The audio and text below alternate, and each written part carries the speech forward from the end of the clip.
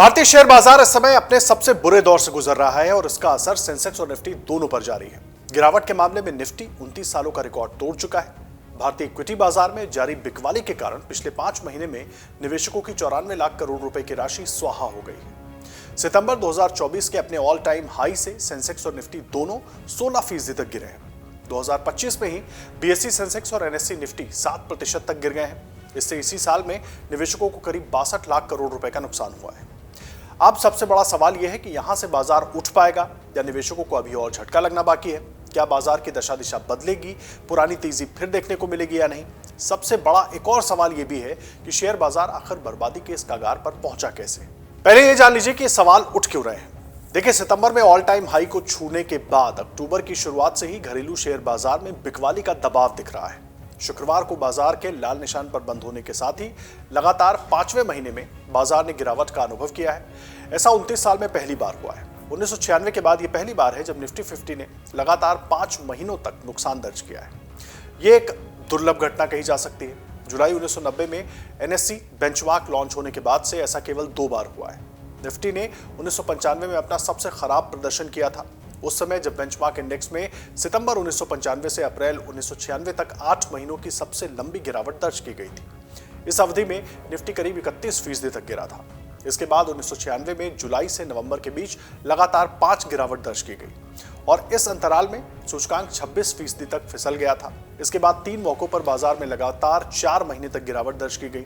इस दौरान अक्टूबर से जनवरी 1991, मई से अगस्त 1998 और जून से सितंबर 2001 के बीच गिरावट दर्ज की गई।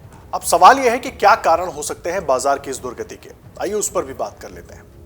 देखिए, एक कैपिटल गेन टैक्स, ये आपने कई बार सुना होगा, इसको लेकर के भी बहुत बातें हो रही हैं। कई बाजार के जानकार मानते हैं कि इस हाल के लिए सरकार जिम्मेदार है। बाजार के कई जानकारों के मुताबिक कैपिटल गेन टैक्स को सरकार की बड़ी गलती माना जा रहा है। उनका कहना है कि इससे विदेशी निवेशकों के मनोबल कमजोर हुए हैं और वो लगातार बिकवाली कर रहे हैं।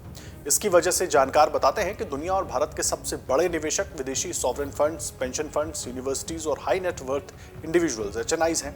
उनके लाभ पर टैक्स लगाना, खासकर जब उन्हें अपने देश में टैक्स में छूट नहीं मिलती है और उन्हें विदेशी मुद्रा यानी कि फॉरेक्स से जुड़े जोखिमों का सामना करना पड़ता है, ये सरकार की बड़ी गलती मानी जा रही है। और यही वजह है कि 24-25 के बजट में हुई कैपिटल गेन टैक्स की घोषणा ने विदेशी निवेशकों को भारतीय बाजार से जाने को मजबूर किया। एफआईआईज लगातार 5 महीनों से भारतीय शेयर बेच रहे हैं और पिछले 2 महीनों में उनकी बिकवाली 1 लाख करोड़ रुपए के पार पहुंच चुकी है। आपको बता दें कि इस बार के बजट में उम्मीद थी कि वित्त मंत्री इस मुद्दे पर कुछ राहत दे सकती हैं, लेकिन ऐसा हुआ नहीं। अब सवाल यह है कि कैपिटल गेन टैक्स क्या है और कितना टैक्स लगता है। देखिए, किसी भी पूंजी या संपत्ति को बेचकर हुए मुनाफे में लगने वाला टैक्स कैपिटल गेन टैक्स कहा जाता है। इसमें स्टॉक्स, म्यूचुअल फंड और रियल एस्टेट भी शामिल है। लंबे समय तक मिली छूट के बाद 2018 में लॉन्ग टर्म कैपिटल गेन पर टैक्स फिर से शुरू किया गया था।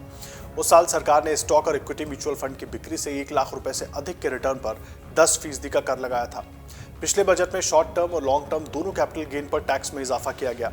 शॉर्ट टर्म कैपिटल गेन पर टैक्स को 15% से 20% किया गया। लॉन्ग टर्म कैपिटल गेन के मामले में इसे 10 से बढ़ाकर 12.5 कर दिया गया। 1 लाख छूट के दायरे को बढ़ाकर 1.25 लाख यानी कि 1,25,000 कर दिया गया। अब ये स्थिति भारत में है। बाकी देशों में क्या हाल है? देखिए, कई दूसरे देशों की तुलना में भारत में कैपिटल गेन टैक्स काफी ज्यादा है, वहीं कुछ के मुकाबले कम है। उदाहरण के तौर पर अगर देखें तो चीन में 20% और ब्राजील में 22.5% टैक्स लगता है, जबकि सिंगापुर और यूएई में कोई टैक्स नहीं लगता। इस वजह से यहाँ के मार्केट निवेशकों को अधिक आकर्षित करते हैं।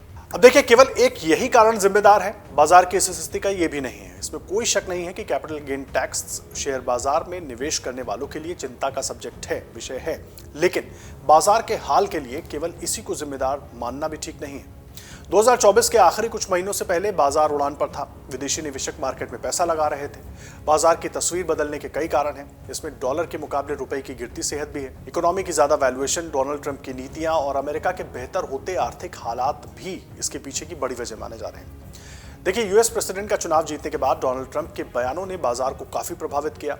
इसके बाद उनकी ताजपोशी से ट्रेड वॉर की आशंका को जब बल मिला तो मार्केट और कमजोर हुआ। इस दौरान डॉलर मजबूत होता गया और हमारा रुपया लगातार कमजोर। ट्रंप के आने से अमेरिकी अर्थव्यवस्था को लेकर निवेशकों का भरोसा मजबूत हुआ। भारत जैसे उभरते बाजारों में पैसा लगाने वाले यूएस इन्वेस्टर्स अपने देश में निवेश करने को प्रेरित हुए। वहीं भारतीय मार्केट के महंगे वैल्यूएशन को लेकर के भी कई बार सवाल उठते रहे। अंतर्राष्ट्रीय हालातों ने इन सवालों को और ज्यादा बढ़ाने का काम किया है। भारतीय अर्थव्यवस्था में फिलहाल जो थोड़ी कमी नजर आ रही है, या भारतीय अर्थव्यवस्था में फिलहाल जो थोड़ी सुस्ती नजर आ रही है, कंपनियों के कमजोर तिमाही के नतीजों का भी विदेशी निवेशकों को भारत से दूर करने में बड़ा योगदान है। लिहाजा ऐसे तमाम कारण हैं जिनके चलते एफआईआईज भारतीय बाजार में पैसा लगाने में फिलहाल दिलचस्पी नहीं दिखा रहे, और वो कहीं ना कहीं आशंका है कि भविष्य में उनका रिटर्न इससे प्रभावित हो सकता है। अब सवाल यह भी है कि सरकार बाजार को संभालने के लिए क्या कदम उठा रही है। हाल ही में सेबी के नए चीफ तुहिन कांता पांडे ने जिम्मेदारी संभाली है। अब उनके सामने भी बाजार को सही दिशा में लाने की बड़ी चुनौती होगी। अगर आप ये वीडियो YouTube पर देख रहे हैं तो हमारे चैनल को सब्सक्राइब कर बेल आइकन दबाएं, और Facebook पर देख रहे हैं तो हमारे पेज को लाइक करें। 8 मिलियन प्लस सब्सक्राइबर, आपके इस भरोसे के लिए बहुत धन्यवाद।